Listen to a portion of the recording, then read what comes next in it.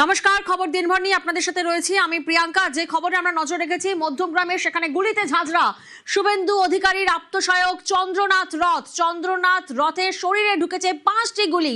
আরো একবার আপনাদেরকে জানাবো, চন্দ্রনাথ রথের শরীরে ঢুকেছে 5টি গুলি। আমরা জানি গতকাল রাতেই, বুধবার রাতে মধ্যমগ্রামে দোহারিয়ায় সেখানে গুলি করে খুন করা হয় শুভেন্দু অধিকারীর আপ্তসহায়ককে। গাড়িতে সেই সময় তার সঙ্গে আরো একজন ছিলেন, তিনিও গুলিবিদ্ধ হয়েছেন।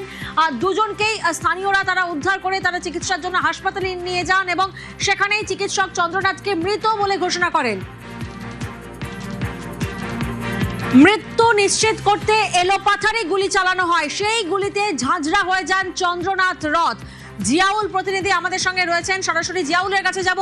জিয়াউল, আমরা দেখেছি যে সিসি ক্যামেরার ফুটেজ সংগ্রহ করেছে পুলিশ, সেই সিসি ক্যামেরার ফুটেজ বিশ্লেষণ পর্ব চলছে। ঠিক কোথায় কোথায় গুলি করা হয়?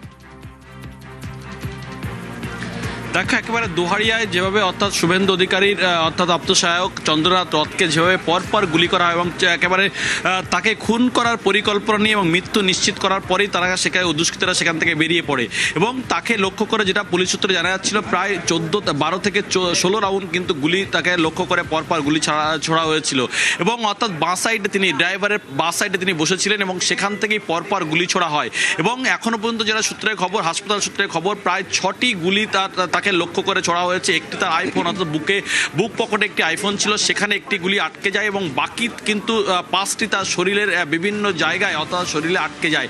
ফলে 6টি গুলি কিন্তু তার শরীরে আটকে ছিল, এমনটা কিন্তু জানা যাচ্ছে। ফলে ময়নাতদন্তের পরে আরও স্পষ্ট হবে কোথায় কোথায়, অর্থাৎ মাথায় গুলি লেগেছে এটাও কিন্তু স্পষ্ট, ফলে মাথা, বুকে আর কোথায় কোথায় গুলি লেগেছে সেটা কিন্তু জানা যাবে।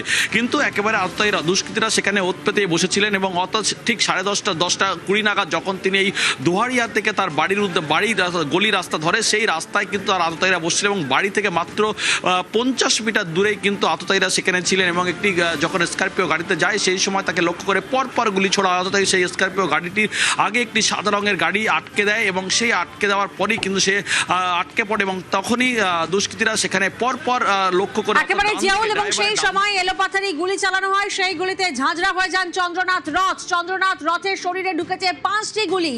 চন্দ্রনাথের মোবাইলে একটি গুলি আটকে যায়, কারণ বুক পকেটে সেই মোবাইল ছিল। গতকাল রাতে শুভেন্দু অধিকারীর পিএ কে খুন করা হয়, সম্ভবত বুক পকেটেই তিনি মোবাইল রাখতেন এবং সেই ছবি এই মুহূর্তে আপনারা দেখতে পাচ্ছেন। চন্দ্রনাথের মোবাইলে একটি গুলি আটকে যায়, বুক পকেটে থাকায় মোবাইলেই গুলি লাগে।